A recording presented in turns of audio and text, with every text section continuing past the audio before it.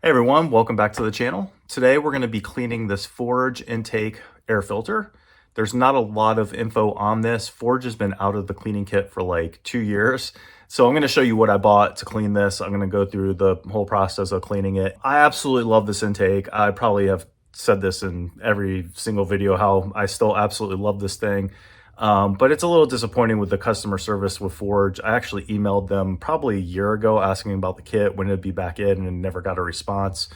So anyways, sometimes you just have to take matters into your own hands, right?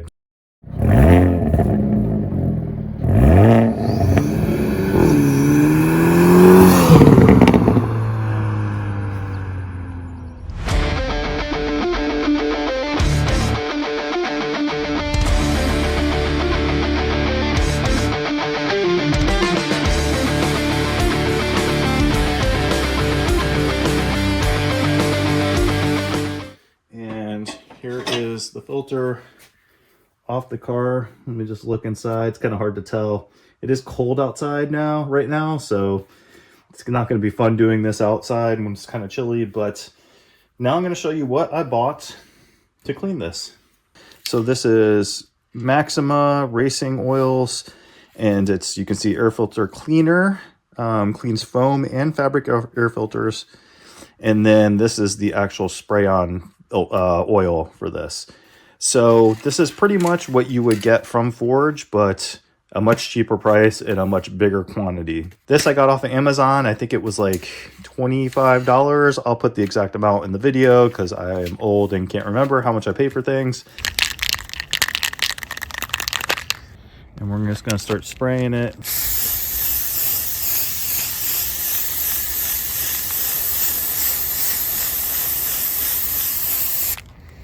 Make sure you get the whole thing.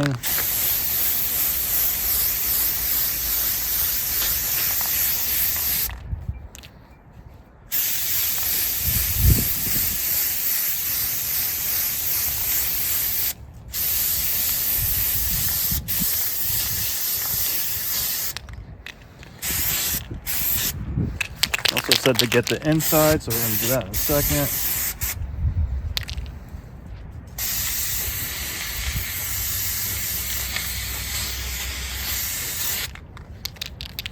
So once you got it completely covered, you're going to kind of just massage it into the foam.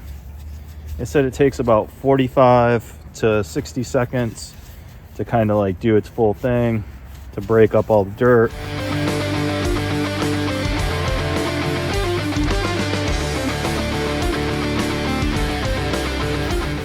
Looks like it's kind of fading away. That's interesting, but we'll see once we get it all washed and rinsed off and everything. I have a little setup here. Got a bucket. I'm going to put some warm soapy water in that to submerge it later. You can see that this stuff is already working because I dropped the air filter just a little bit, and it's lots of dirt is coming off of this. So now the first step after applying all that cleaner is to run some warm water through from the inside out on the filter so we can get it filled.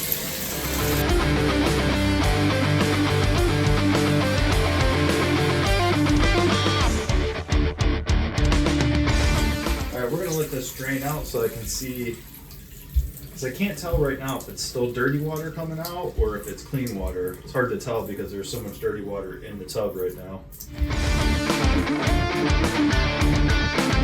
Alright, so it's definitely clean water coming out now. So you're just going to give it a little squeeze here, get the excess out.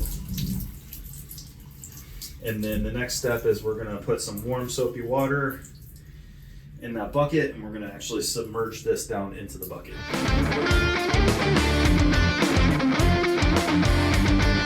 Okay, now that we have it filled with warm soapy water, we're going to take the filter and we're going to submerge it into the warm water, and we're going to agitate it. So just move it up and down. We're going to turn it all around. This is just going to get out all that remaining filter cleaner that I couldn't rinse out. So we're going to do this for about a minute. Just make sure that we kind of push on it and try to get any of that old filter cleaner out, because you don't want that on there when you're putting the new oil in there. on the filter.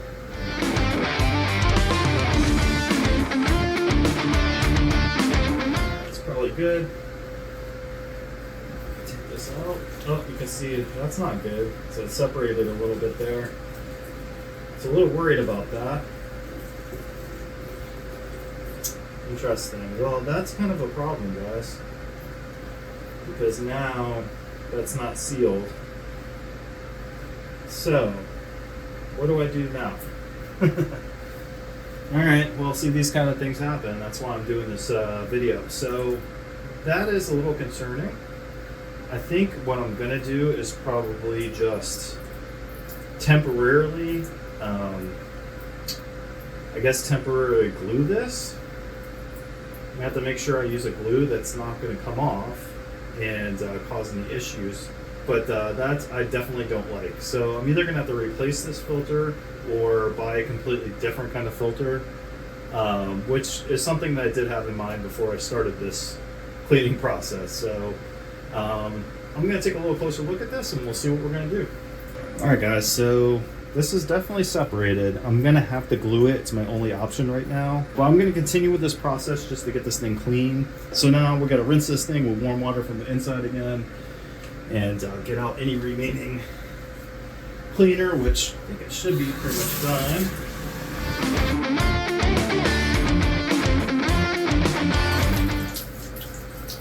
So now you got it all rinsed out. You're just going to squeeze out carefully because this rips pretty easily.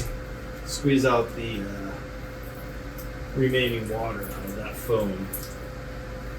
Try not to rip any more of this. And then we're going to set it aside to dry. Alright guys, so this is the filter after letting it sit for 24 hours to make sure that this thing is completely dry. But here's the damaged part on mine. You can see there that the foam has separated. So what I'm going to do is I actually have this stuff here. Clear foam adhesive. This stuff should work actually perfect for this, and it should keep that sealed together.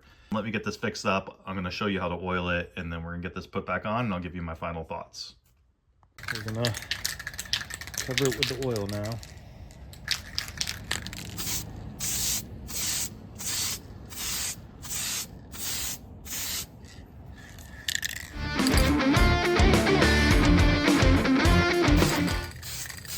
That's probably good. All right, we're gonna let this sit for probably about an hour before I put it back on the car. Let's get this back on.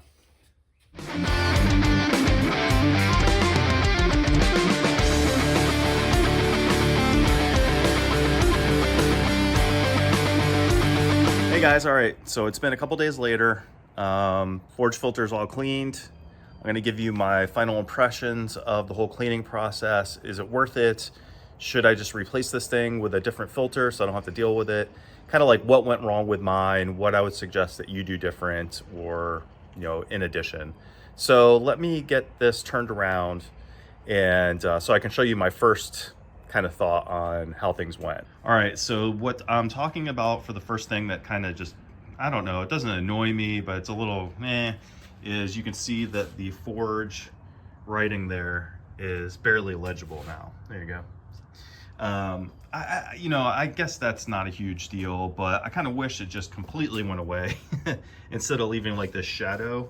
But whatever, not a big deal. You know, that is what it is. Actually, when I readjusted this, when I was doing this for cleaning this filter, I actually was able to push this intake further down, so it's pretty much parallel now with the engine cover, and in the past it hasn't been. You can see there it's rubbed on the headliner, very common with Forge intakes, but now it's actually, show you, it's pretty much dead even with this, so there's no way it's going to rub anymore, so that's good. On top of it, because I've changed that angle a little bit, this actually doesn't even rub up on the ECU anymore, so that's good. Now what it does do, it still touches some hoses down there. I don't know if you can see those. Yeah, so it's basically resting on like one of those hoses or two of those hoses on the bottom. It's not a big deal because this is very flexible. This filter is very flexible, and when I washed it and dried it, it actually undeformed. I don't know what you would call that. It went back to normal, kind of took on its old shape. So that was good. That was really good. Obviously, it falling apart on the bottom or coming apart was not cool, but what I will say is when you're cleaning yours, just be a little more gentle with yours. The filter cleaning kit that I got told me to agitate it in soapy water, which is what I did. The Forge directions on their cleaning kit, which obviously you can't get anymore, but their video that talks about how to clean it and doesn't show them do that. So that's up to you. The stuff I used was very, very strong, so I feel like it was a good thing to do. And I mean, this filter is extremely clean, you can see. I was not super happy with the way that it ripped though, even though, you know, maybe I needed to be a little more gentle with it. So I ended up actually getting a different filter from AEM, a dry flow filter, and put it on here. I've had AEM dry flows before. I really like how they look, I like how they perform, they're easy to clean. So, you know, I thought that would be the solution here. But the issue is that it just wasn't nearly as loud as the Forge filter is. I thought it, you know, just the intake itself was what makes this thing sound good, but really a big part of it is this filter.